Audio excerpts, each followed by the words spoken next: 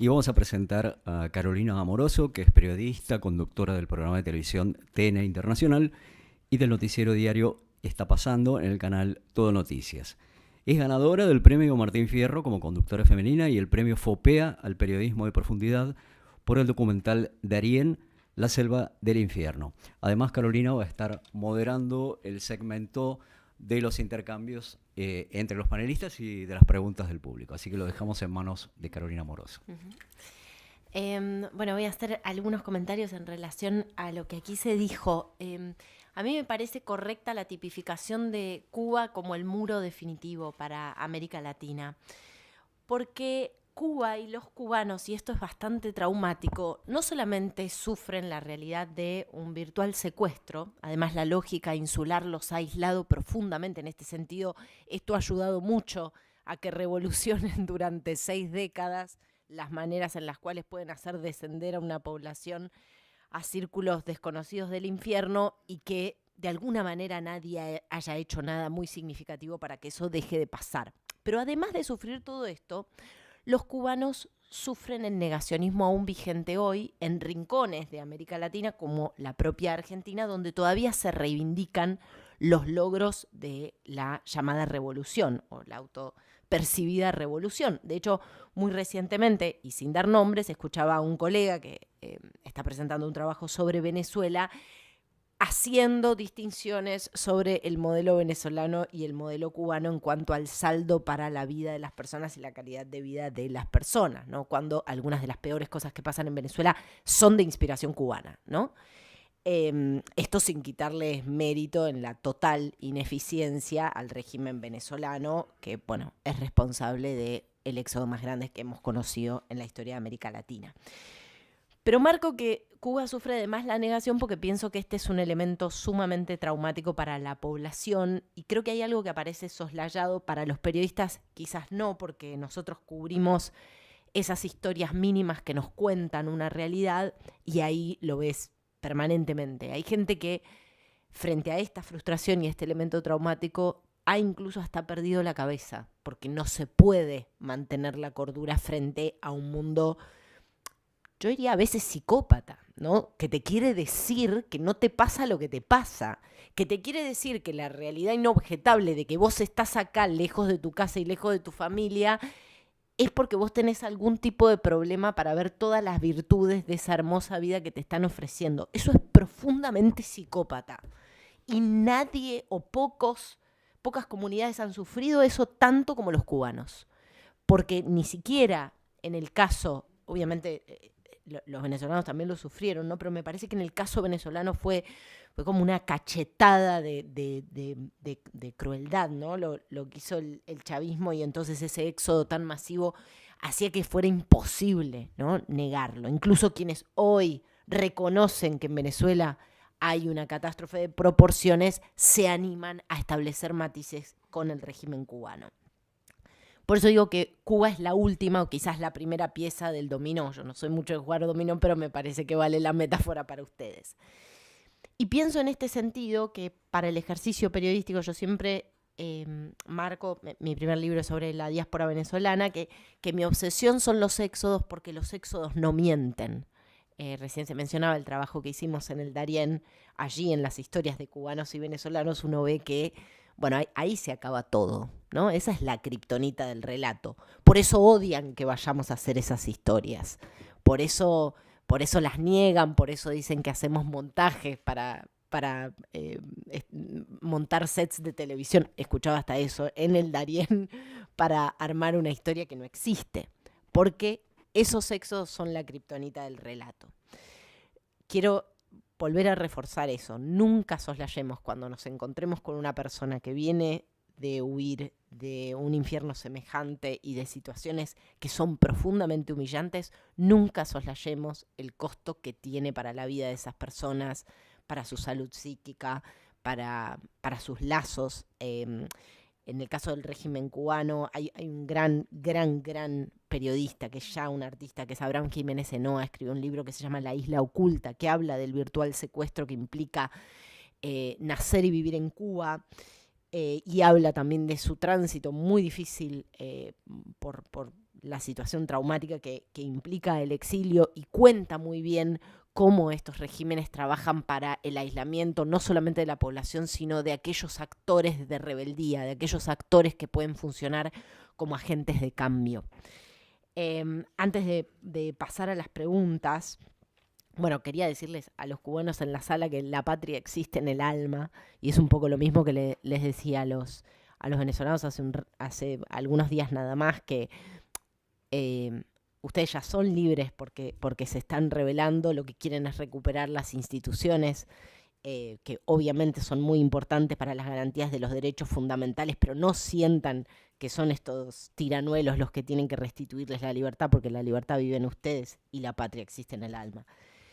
Y quiero traer un fragmento de una canción que a mí me encanta, porque si hay además un actor de resistencia en Cuba, son los artistas, ¿no? En este sentido, han diezmado absolutamente todas formas de organización, pero el arte aparece como este espacio, incluso sin solidaridad alguna de muchas comunidades artísticas en otros rincones de nuestra América Latina. Los artistas cubanos han dado muestras extraordinarias de su capacidad de resistir, y hay una canción de Los Aldeanos que a mí me gusta mucho, que se llama La naranja se picó, es anterior a Patria y Vida, pero en un momento dice lo siguiente: ¿qué querías que me callara y me arrastrara por el piso? Que creyera en reflexiones que sabe Dios quién las hizo.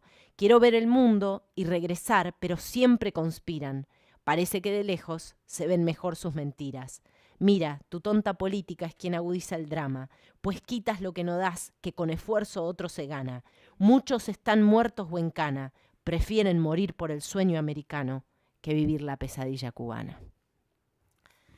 Bueno, me sale hasta agradecerles a los cubanos porque fueron los primeros que advirtieron, ¿no? Y en el documental de Darien hay un padre venezolano cuyo hijo salió de 8 años, salió antes que el de la selva y creyó que nunca lo iba a volver a ver, que dice: los cubanos nos advirtieron y nosotros no escuchamos. Por supuesto que no se puede culpar a los pueblos de que un dictador te secuestre, pero los cubanos lo dijeron hace mucho tiempo, ¿no? Sale casi hasta agradecerles y pedirles disculpas todo al mismo tiempo. Bueno, Tito.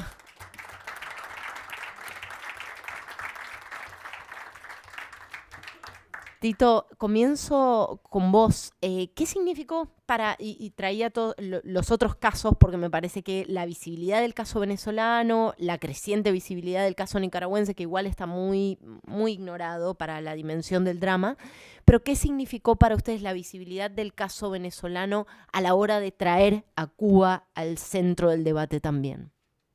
Y yo creo que significó que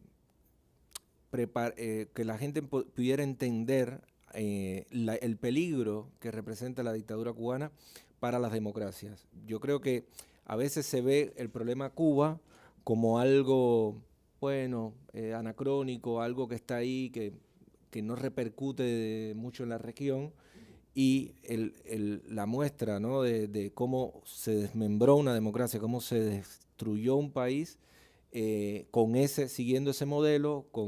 Recordemos que Chávez, una semana antes de las elecciones, dijo que sí, reconoció que había una dictadura en Cuba antes de sus elecciones, y el primer viaje que hace es a Cuba, ¿no? Uno de los primeros viajes, no sé si el primero, y a partir de ahí todas las relaciones empiezan a ir en esa línea, ¿no? Yo creo que significó, primero, que se dieran cuenta de que Cuba no era algo que quedó anacrónico en la historia, sino que sigue operando. Lamentablemente, la dictadura cubana sigue operando en contra de las democracias de la región, y que además se viera que no es una cuestión pre-Guerra Fría, es una cuestión latente, que las democracias tienen muchos mecanismos que pueden ir cayendo, institucionales, cívicos, y que es un peligro, y que la libertad hay que sostenerla entre todos, hay que luchar entre todos siempre porque se mantenga sana. Entonces, por ese lado, y segundo, porque es un relato similar, no es el mismo relato, pero es similar, o sea, el socialismo del siglo XXI y toda esta historia, y cómo eso tampoco funciona. Yo creo que es importante también, es un mensaje importante para los jóvenes, las personas que tienen que buscan el bien de sus sociedades y que sanamente van viendo opciones y van leyendo un libro y le creen este método o estas recetas, que vean que no funciona, ¿no? El socialismo siempre termina en dictadura porque no hay una manera de hacer que eso funcione. Entonces, yo creo que por ahí se fue entendiendo también como un mensaje más general para todos, ¿no? Que la búsqueda de la democracia, de las libertades, viene de la mano. No se puede tener democracia y negar libertades al mismo tiempo. Es imposible. Entonces, nada, por ahí yo creo que nos ayudó a que saliera más el tema. ¿Cuán difícil es dar el debate en la Argentina, siendo, por ejemplo, que en la administración anterior Alberto Fernández, si mal no recuerdo, el primer mandatario con el que se reúne es Miguel Díaz-Canel? Bueno, creo que los que llevamos esto en la sangre no nos planteamos si es difícil o no, lo hacemos al igual que cada uno de los activistas que nos toca hacerlo. Yo te escuchaba y te agradezco y te felicito por lo rico de tu relato. Hablabas de esta enorme psicopatía y a veces uno tiene que transformarse. Creo que los invito a pensar a todos aquellos que damos estas discusiones, que seguramente seamos muchos de los que estamos acá. Uno comienza a transformarse en algo así como, ¿viste los detectives cuando tienen que buscar a un asesino serial, que empiezan a pensar como piensa el asesino serial, ¿no? Yo lo veo ahora como ministro de Seguridad cuando me siento con la gente de investigaciones y veo cómo analizan los casos de los comportamientos de los psicópatas. Y entramos en una neurosis de buscar respuestas catárquicas donde nos repetimos cosas que son verdades de perogrullo. Y creo que la dificultad es esa, ¿no? Transformarnos permanentemente en neuróticos que estamos diciendo es increíble lo que estamos escuchando, ¿no?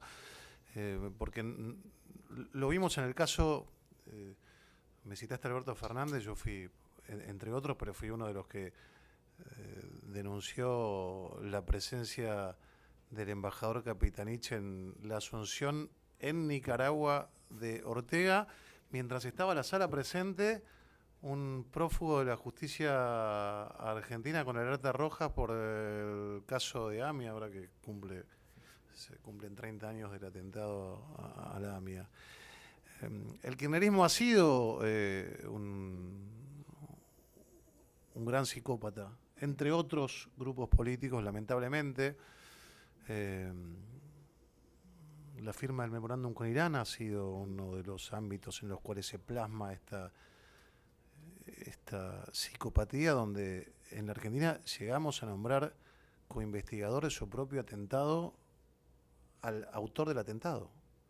Y le dimos ese tenor, y mientras Timerman se sentaba con Salehi a firmar, nos decía, no, es lógico, están firmando para investigar, y le daban al investigador, y esto te lo traspolva cuando Alberto Fernández decía eso, o cuando a Maduro diciendo que se trataba de una dictadura Cuba, y iba a Cuba, en realidad estuvo muy sincero, dijo que era una dictadura y fue. Así que creo que se hace con un fuego interior, con convicciones, pero como decías vos, la misma lucha que tienen los refugiados o los exiliados o quienes luchan, diciéndole, a veces lo vemos con los venezolanos, que son una comunidad mucho más grande acá, donde en algún programa de televisión, incluso en la calle, algún activista defensor de la dictadura venezolana le explica al exiliado que dejó su familia allá que está equivocado, que todo funciona y que no tendría que estar, y uno tiene que hacer enormes esfuerzos para contener la violencia interior que tiene, porque es demencial. Así que se hace de esa manera, sosteniéndolo, repitiéndolo y estando convencido de que se hace en todo momento y desde las instituciones. Yo me tengo que disculpar porque me tengo que retirar por una cuestión vinculada a mi actividad. Así que agradecerles la presencia.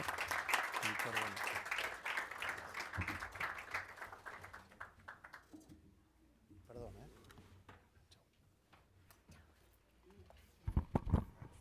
Ahí está, nos juntamos. Ahí está, nos amuchamos. Constanza, ¿qué pasa en los ámbitos académicos, ¿no? Porque, bueno, si hay un ámbito muy tomado por la romantización de la Revolución Cubana, es el ámbito académico, ¿no? Bueno, gracias, Caro, por tu pregunta. La verdad es que primero de la mano de la alianza entre Castro y Chávez, y sobre todo por el famoso viento de cola, gran parte de la academia fue comprando el discurso cubano y el discurso venezolano, comprándolo por romanticismo y después otros lo fueron comprando por interés, obviamente. Pero poner la etiqueta de que estamos hablando de dictaduras sigue siendo una batalla al día de hoy. Vos me podés preguntar por cuál o tal institución y yo te puedo decir en qué medida esa institución está copada por el castrochavismo, que realmente ha permeado muchísimo en ámbitos intelectuales y académicos, tanto en la vida universitaria como en organizaciones regionales de ciencias sociales y la Sarasa. Y es parte de algo que creo que dijo hace un rato, que lo nombraba Luis, que es el tema de tan profundo, que es una batalla cultural, ¿no? Y ahora está de moda hablar de batalla cultural, pero creo que venimos con este tema mucho antes de que se pusiera de moda de hablar de batalla cultural. Y vos traes a colación, Caro, el tema del ámbito académico. Y ya que está Pablo, yo me acordaba de otro que hace documentales y películas, Oliver Stone, hace muchos años hizo una película que se llama Looking for Fidel, la pueden ver en YouTube.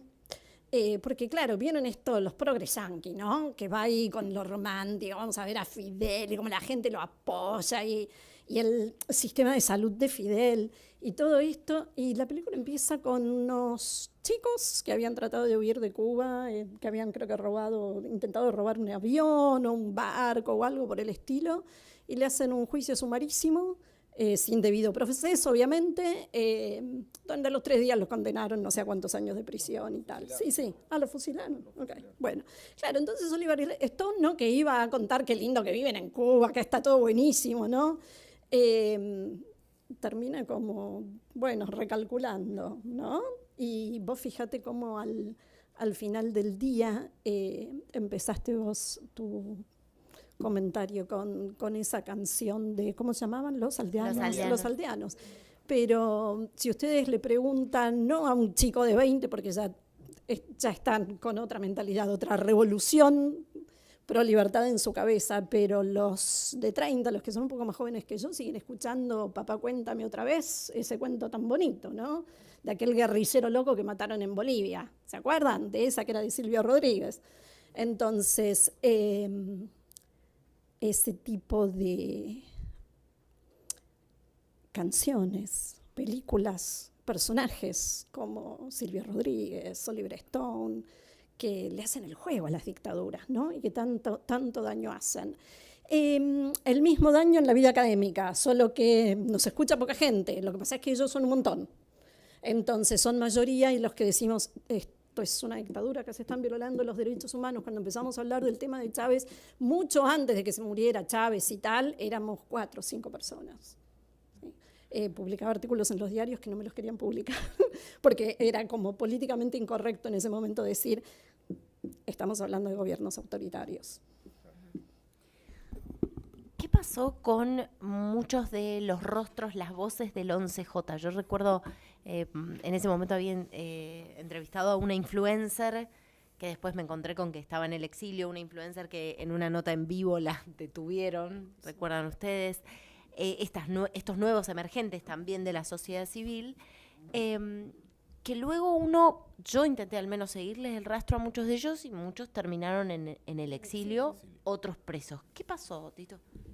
Y pasó que el régimen cubano se asustó, obviamente, se dio cuenta de lo poderoso que venía siendo lo que Constanza señaló muy acertadamente, que en el 2018 las personas pudieran conectarse, intercambiar, mensajear, y a muchos de estos referentes los fue acorralando hasta que se exiliaron, otros están presos.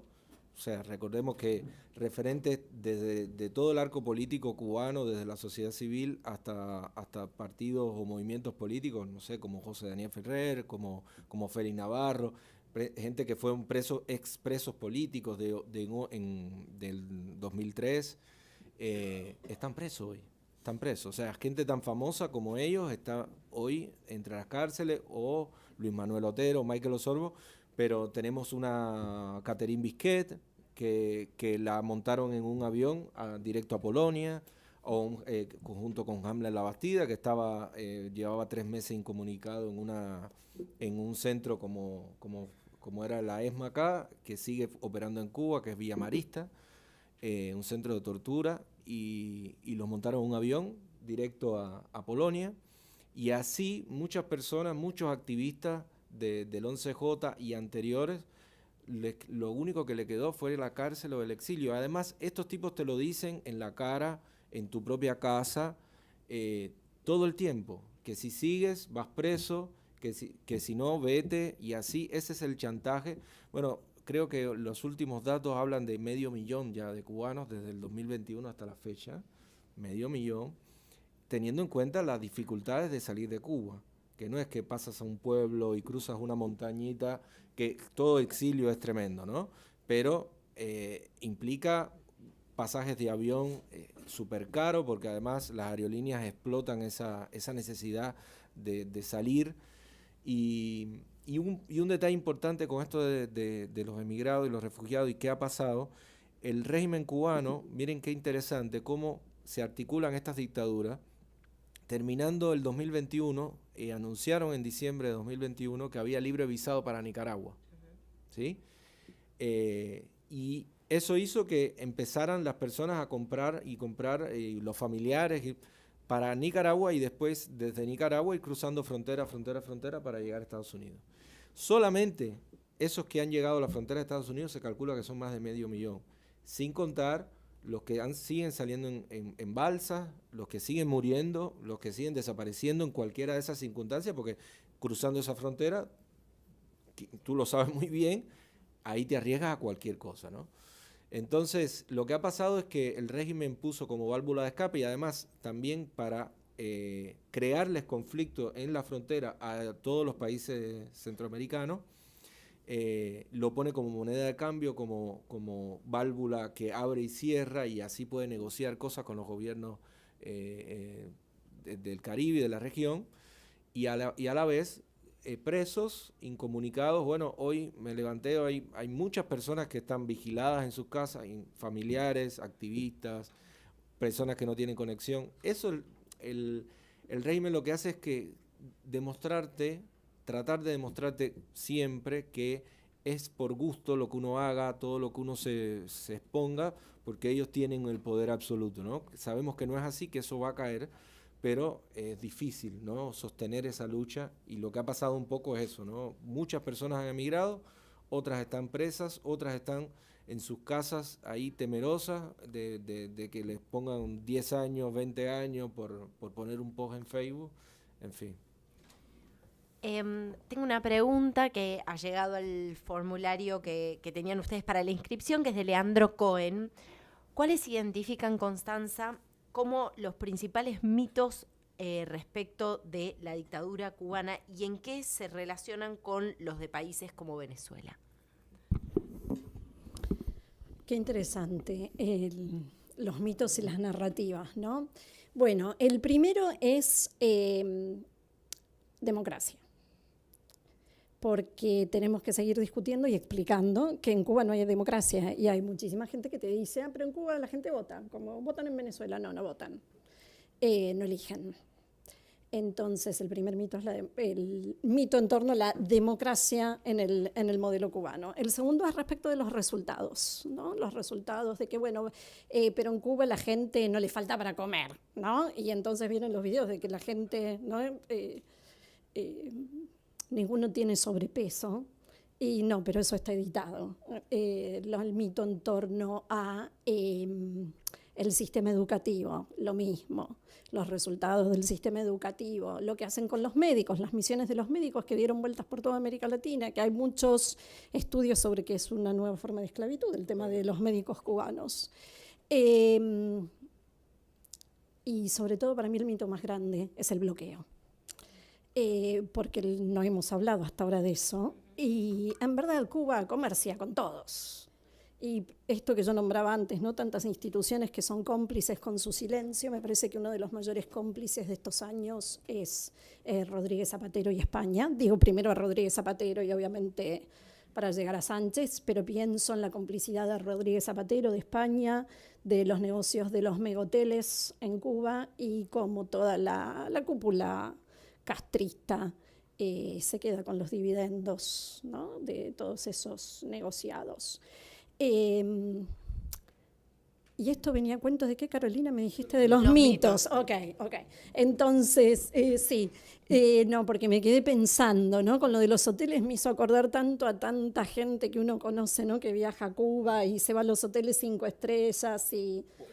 Vale, por favor. Un ejemplo de cómo de esto de los hoteles me hizo recordar, pocos años antes de yo venir para Argentina, iban a construir un hotel en Cuba y la empresa, para que ustedes tengan la magnitud de cómo se maneja la cuestión, la empresa quería contratar directamente a los obreros cubanos para construir ese hotel, pero eso es imposible. Ninguna empresa puede contratar directamente porque el Estado es el agente de contratación que además cobra el dinero, le da un porcentaje ínfimo a las personas de ese dinero, pero además chantajea a esas personas que después se vuelven los primeros que tienen que ir a las marchas y no sé qué, los del hotel, o los que en el hotel, si tú le preguntas algo, te tienen que decir bajito, no, todo está bien, bueno, aquí resistiendo el bloqueo, ¿no?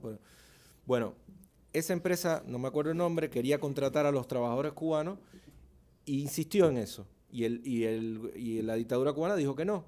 Entonces tuvo que traer trabajadores de la India. Yo me acuerdo de ver en 23, en Infante y 23, cientos de indios. ¿Y qué pasó acá? Qué raro, no están construyendo porque al final Cuba no quiso que su pueblo fuera contratado y se enriqueciera un poquito para hacer un hotel. A ese nivel llegamos. O sea, incluso las embajadas tienen que, el personal cubano que asignan es con permiso y todo vigilado y todo. Imagínense toda una estructura de ese tipo, ¿no? Y ahí es donde entendemos cómo las complicidades de las grandes empresas, de un zapatero, exacto, y de muchos que hablan de que no vamos a tratar de ayudar a los cubanos, en realidad son negocios que siempre redundan en la dictadura, en fortalecer. Y después, otro ejemplo, no hay ambulancias en Cuba, no hay carros para transportar a las personas que fallecen, no hay carros de funeraria, no hay nada, pero sí hay carros de la policía donde quiera. Sí hay, cuando hay una manifestación, hay 20 patrullas de la policía donde quiera. Entonces, ellos evidentemente redireccionan muy claramente lo que entra, ¿no? Y el mito del bloqueo, que como bien decía Constanza, Cuba comercia con todos los países que quieren comerciar con Cuba, no tiene ningún problema, de hecho comercia con Estados Unidos. La mayor cantidad de comida que se compra y de muchas medicinas proviene de Estados Unidos. Acá, si quiere abrimos a público, igual ya, sí. Yo creo que también el mito del bloqueo se sustenta porque... Sí, para que... Así sale, sí.